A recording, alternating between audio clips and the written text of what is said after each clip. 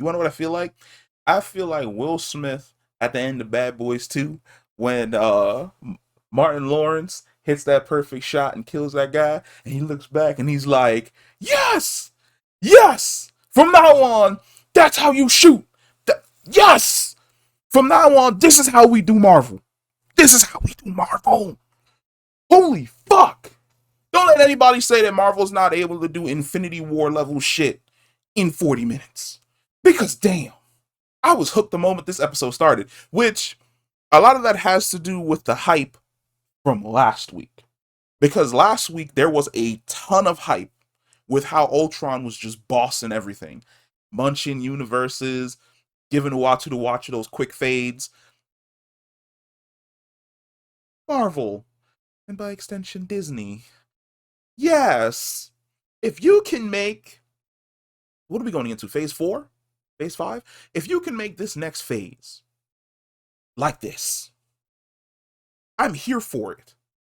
Like, we already got Kang, and we already have the Lokis over here, and we've got Hawkeye coming out in December. Sure, but if the next phase of Marvel movies is like this, take my money. Man, I don't got my wallet here to throw it at the screen. Take my money. Because damn if this shit didn't get me hyped. I've probably watched this episode like 3 times. The first time for fun, the second time for fun, and the third time for research. But let's go ahead and break down this video. So, this episode essentially picks up where the last episode ended. We saw in the last episode that Uatu the Watcher had went to go get Strange Supreme, which he was definitely going to be the heavy hitter of this episode. He heads out, he gets Captain Carter, which I like the fact that when we see Captain Carter, her episodes are more or less continuations of the MCU. So the first time we see her, she's basically in Captain America the First Avenger. The second time we see her in this episode, she's essentially in Captain America the Winter Soldier, which is dope as shit because there's a whole other video to talk about like all the stuff that's going to be happening on that front. But he goes to get Captain Carter. He goes to retrieve Star-Lord T'Challa, which Star-Lord T'Challa is currently dealing with the Ego situation from the end of his episode, where Ego is basically consuming everything because he has Peter Quill. He goes and picks up Thor, who Thor, this version of Thor is definitely gonna end up being my favorite version of Thor. Chris Hemsworth is funny as shit. From the way in which he screams when the Watcher picks him up, from his entire attitude and demeanor throughout the rest of this episode, I love it. I would love to see our main universe Thor run into this version of Thor, where it's just like, what? Loki was actually a brother? Like, adopted?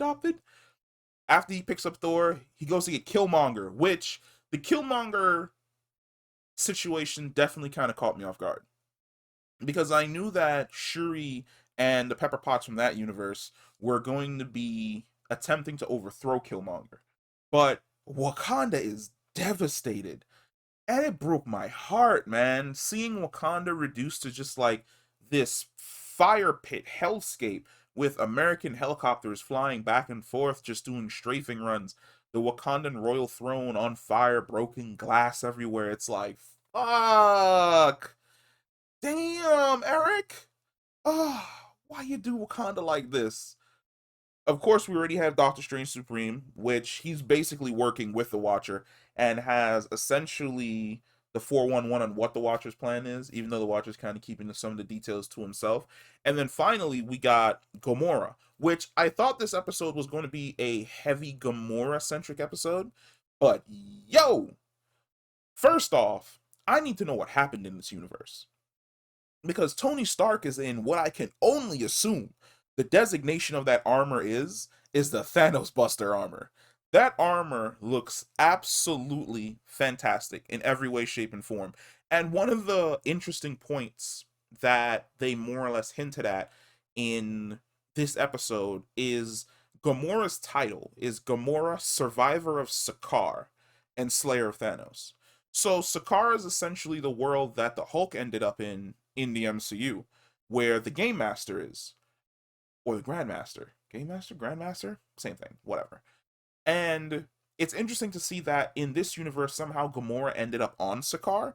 So I'm wondering if she ended up on Sakaar and essentially became the grand champion. She was the ultimate gladiator of Sakaar, which would more or less explain a lot of things because this Gamora is massive. Like she is massive. I want to say she's almost as massive as Captain Carter, which was, I wouldn't say it's like super weird, but we've seen like our universe's Gamora, who's kind of slim, fast, with swords. This version of Gamora is an absolute bruiser, which means she definitely took a lot of Thanos' teachings and fighting styles to heart. So the Watcher brings them to the pub, which the pub in and of itself is a nice callback.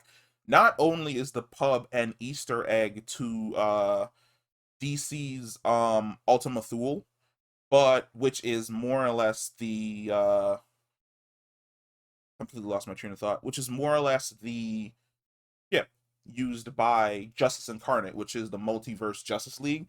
It's also kind of a Easter egg throw at Doctor Who, since the pub is essentially moving between the multiverse at like a super high rate. We see that to effect when Thor almost gets sucked out of the back of the pub. Now, essentially, we have a long shawarma scene. And what I mean by a long shawarma scene is kind of like weird bonding for the heroes. It's the first time a lot of these individuals are meeting, and we're seeing not only different perspectives but different personalities. Thor more or less maintains his devil may care, playboy, fun attitude, but then you see how cold and calculating a character like Killmonger is, where he immediately assesses the situation. And when Thor puts that Ultron head on the table, he immediately sees the Ultron head and goes over and starts tinkering with it. And I think like if you are someone who pays attention to the small details, when you saw him pick up that Ultron head, you were like, "Oh, this motherfucker right here is up to no good." So it was nice foreshadowing for where his character was going to end up later on. And I have to say, man, this really made me miss Chadwick. Like, it next level made me miss Chadwick. His quips as Star-Lord T'Challa are just they're just absolutely fantastic, man. Like when Uatu the Watcher teleports in and he's like, "Yeah, yeah, yeah, we've seen that trick before, get a new one." And I'm like, oh, rest in peace, Chadwick Boseman. Like, you continue to be essentially like great. Like I love you. Like I've loved everything you were in outside of the MCU. I loved you as the Black Panther, and like man, like I really, really, really miss you. Now, one of the more interesting things that I actually want to harken go back to is the Infinity Crusher, which essentially the Infinity Crusher is a device that Gamora created in her universe that she essentially used to destroy the Infinity Stones from her universe. There's a lot to unpack in regards to that. There's a lot to unpack in regards to Ultron using the Infinity Stones in general. Um because Marvel Marvel has decided that the MCU and the comics are going to be two separate entities. So, for comic book readers, when we see things, we tend to pull from our comic book knowledge and we're like, that's not supposed to work. That's not supposed to work. That's definitely not how that's supposed to go. So seeing the Infinity Crusher, and I'm going to talk about the Infinity Crusher a little bit in a later scene that happens. But also seeing Ultron use the stones outside of his reality, also seeing other stones being used outside of their reality is super weird, and we're definitely going to have like a video dedicated to like that conversation. Uh, the heroes form their plan. Uatu the Watcher fills them in on who Ultron is. He is a major threat that threatens not only their universes, but all of the multiverse, and these guys have to come together. We also finally get their name, which for the last few weeks I've been calling them the Multiversal Avengers or the Multiverse Avengers, but he gives them the title of Guardians of the Multiverse, and I was like, why don't you just go with my name? My name is La Cooler. Like it's great to see like that payoff where I've been talking about it for so long about how the Avengers are essentially gonna like team up and come through and fight, and then we end up getting essentially that, which is he recruits all of these Avengers, all of these heroes from across the multiverse to come in and basically help him take down Ultron. Now, we also get a little bit more of an extended shawarma scene again, with the heroes more or less toasting and celebrating, coming together to fight this great threat. And we get Strange, who gives the most horribly depressing speech I have ever heard, ever. And it's just like, wow, this is bad. So I actually like the fact that, the character that you would expect to step in and be the one to give the exciting speech to get the heroes going was T'Challa. It made the most sense because his character was the most inspirational one out of all of them across the multiverse. Now, Thor gets a little hype, picks up the hammer, shoots that lightning bolt into the sky. Second that happens, Ultron's on him. Like, immediately. Ultron wasted no time getting there to see what the fuck is going on. Because he's like, wait a minute. I killed all life in this universe. How are y'all here? And I actually love the fact that Doctor Strange basically rolls a d20 like a cleric buffing his party in D&D and instantly gives everyone the magical armor that the good version of him used in his episode, which is a nice call. I like all the callbacks to each of the episodes in What If, because for the longest time a lot of people thought, especially early on, that everything wasn't going to be connected. So it's really nice to see this far in that everything across the multiverse, well, across the episodes of What If, are all connected in some way, shape, and form. And the last episode did a good job of harkening back to essentially everything. Uh, Man, what can I say about this fight? This fight is absolutely fantastic. This fight had a lot of what I loved from Josh Whedon's Avengers, which is the heroes using their abilities to complement each other. Thor throws out the hammer. Strange uses his magic to duplicate multiple hammers to hit Ultron from different directions. Star-Lord T'Challa rockets off. Peggy jumps onto his back the same way in which she used to ride Hydra Stomper, Hydra Smasher, whatever the hell that thing's name is, into battle back in World War II. Thor redirects one of the hammers, pulls it back towards him. Peggy grabs onto it, cocks Ultron with that shield, lands next to Thor. T'Challa lands on his back, does a little sticky fingers. which there was a joke where I was like, of course they let the of course they let the black guy steal something from off of Ultron. He pickpocketed him. Which, if I was Ultron, I'd have been so offended. I'd have been like, first off, this is racially fucked up. But second off, you sticky fingered bastard, how did you, like, that literally brought me back to when Batman pickpocketed the Green Lantern ring off of Hal Jordan in one of the DC movies. I was like, this is the most busted shit I've ever seen. But basically, their first plan, the first part of their plan succeeds. The heroes fall back through the portal and they go back to Ultron's, essentially his homeworld. Now, one of the interesting things is before Strange leaves, he opens up a portal and all of these zombies fall out. Thor's response is, oh snap, zombies, that's dope. And Strange is like, nah, what came with the zombies is why I summoned the zombies. Ultron blasts all these zombies away. And there's zombie Wanda. Now, for the longest time, a lot of people have felt like, who would win? Would zombie Wanda win? Would Ultron win? Now, two things. One, the fight goes basically the way in which I thought it was going to go, which is zombie Wanda gave him go. It looked as though Ultron was in pain, and then at the last moment, he nukes an entire planet. And I love the look on zombie Wanda's face when she realizes her powers don't work. She's like it's the most broken face. Like, her character says nothing. All it does is snarl. But when she noticed that Ultron was not defeated, her face was like, hmm. And it literally cracked me up because he nuked an entire planet to just get rid of her, which is great. But one of the things that I ended up thinking about, well, two of the things I ended up thinking about was one, okay, all of these zombies were summoned. So that means if zombie Wanda is here, the Hulk is dead. she basically killed the Hulk at Camp Lehigh. If all these zombies are here, what happened to both Peter Parker from that universe and T'Challa from that universe? Because we see them both flying to Wakanda, but Wakanda's already been decimated and zombie Thanos is there. I meant to talk about that. I've been back and forth. There's been a lot going on with me. I never really got around to why I think zombie Thanos in Wakanda is fucking stupid. If you guys want that, comment down below and I'll make a video telling why I think zombie Thanos in Wakanda at the end of that episode makes absolutely no sense whatsoever. Now, the heroes fall back to Ultron's universe, and essentially the fight continues.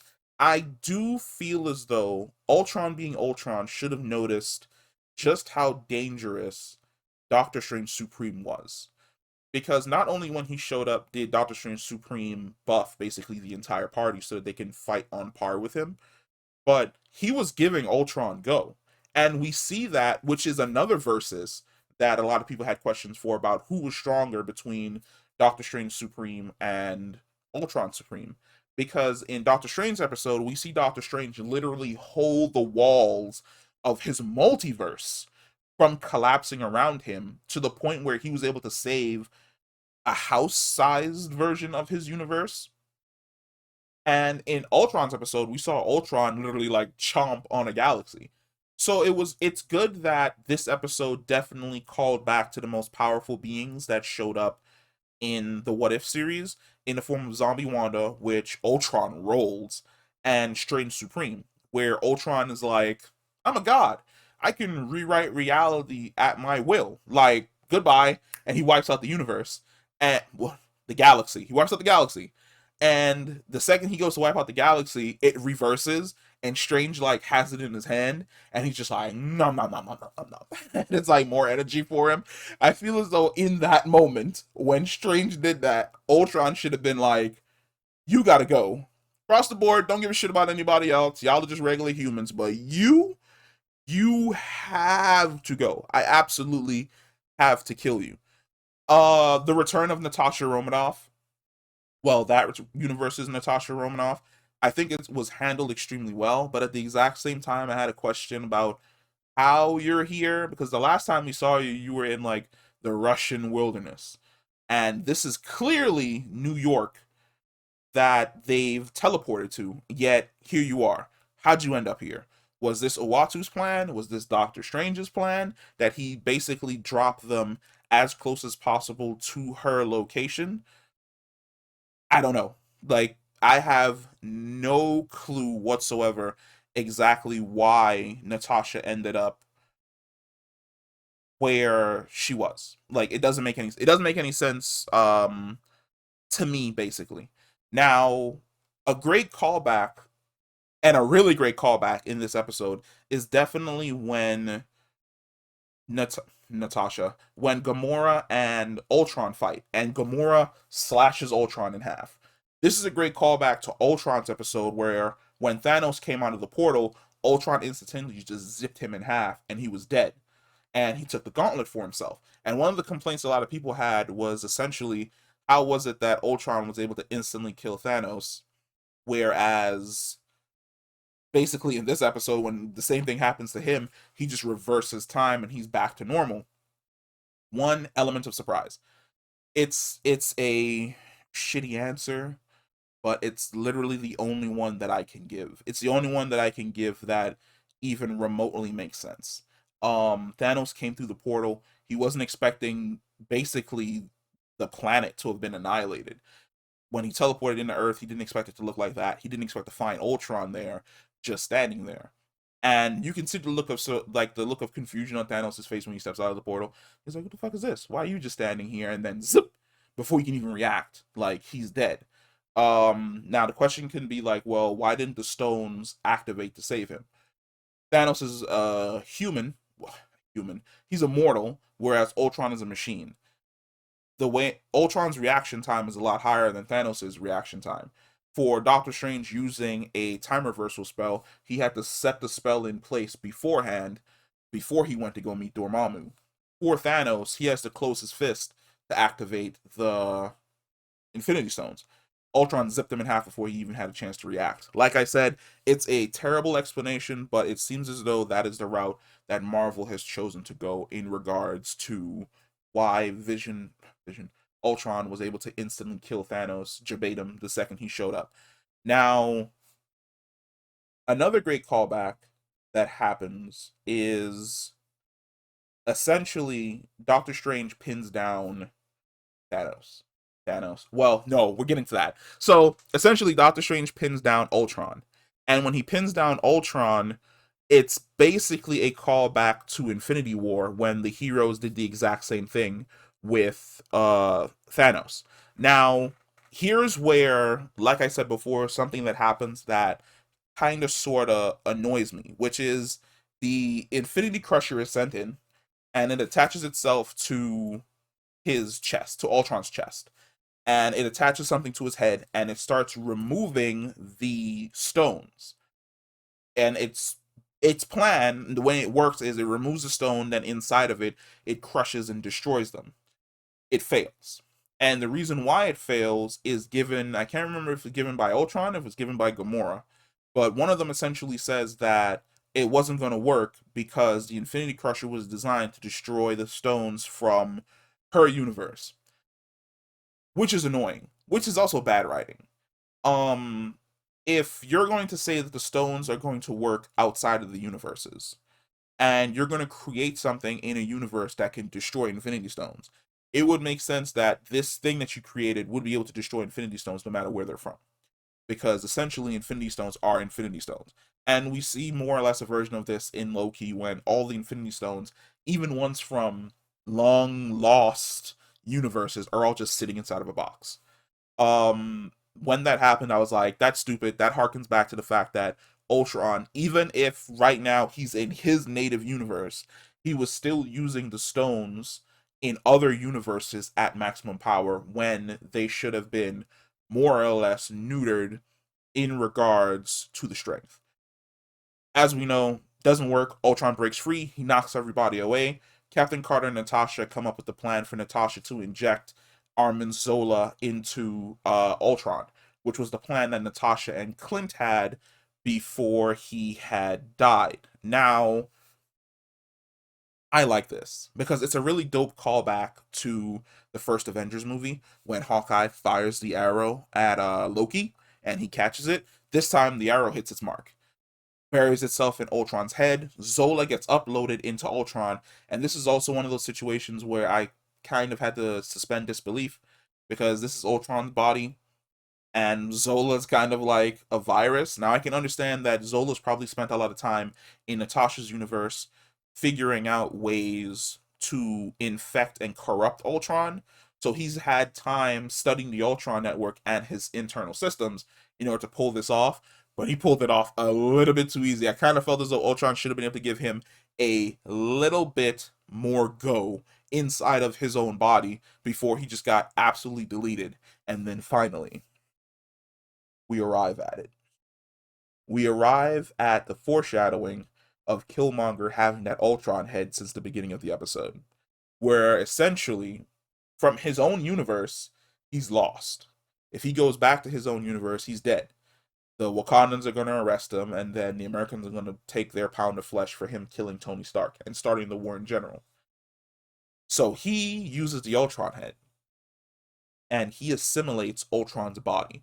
Well, not his body, he assimilates his armor. And he wears, oh, that thing looks so dope. Like, I don't know why, but Killmonger in this episode looked clean. From start to finish, my man was fresh. From his own Wakandan Black Panther suit to the Ultron suit that he was rocking, dope as hell. And he begins using the power to essentially wipe out this universe and the heroes so that he can basically go about it as New Ultron, go about it as a new god. But before he can, Zola wakes up, which is a nice callback as well to the way in which Zola looks in the comic books. Finally, he's always been like this talking head on a screen. It was finally great to see him like as a talking head in on somebody's chest. And I was like, I see what you did there. Nice callback. There's also another discussion to be had about whether or not Zola exists still in the MCU, because it was explained in the episode that he was introduced in, which was last episode, that there are different versions of Zolas stored in databanks across the world. And only one version of him was destroyed, while the other one was at the Russian facility. The same computer that Tony, Steve, and Bucky activated before I absolutely forgot his name. Zemo. Wow. Before Baron Zemo showed Tony the fact that Bucky killed his mother. Uh Titanic battle between the two. Zola's trying to take control of the stones. Killmonger's trying to take control of the stones. And I was like, I've seen this before. This is the problem when like you consume an unhealthy amount of just nerd content, because the second I saw this, I was like, y'all are fighting over this the same way Rey and Kylo Ren were fighting over the lightsaber in The Last Jedi, and I was like, wow. It was like everything was original right up until this point. Good job, Disney. But then Strange realizes the truth that they were never supposed to win, which also answered a question that I feel as though a lot of people would have had watching this episode, which was basically, where is Uatu the Watcher? Uatu the Watcher just vanished. He just up and disappeared. And we've seen that Uatu the Watcher is close to being as powerful as Ultron. So it was weird when the heroes came together, he was never there assisting them. So it always felt as though he was waiting in the wings to eventually show up in order to help defeat Ultron.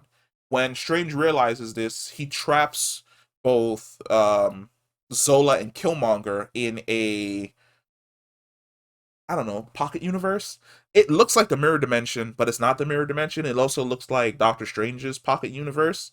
But he traps him in the pocket universe, and Uatu finally shows up, uses his power to essentially seal them in a bubble in time, where they're basically frozen in time, fighting over these Infinity Stones. Doctor Strange takes over as their jailer. He takes them back to his little pocket universe, and the heroes have their little hero moment where they even strike a pose like the Avengers, and they start going back to their universes, which Uatu explains they're going back to the universes at the moment that they're taken.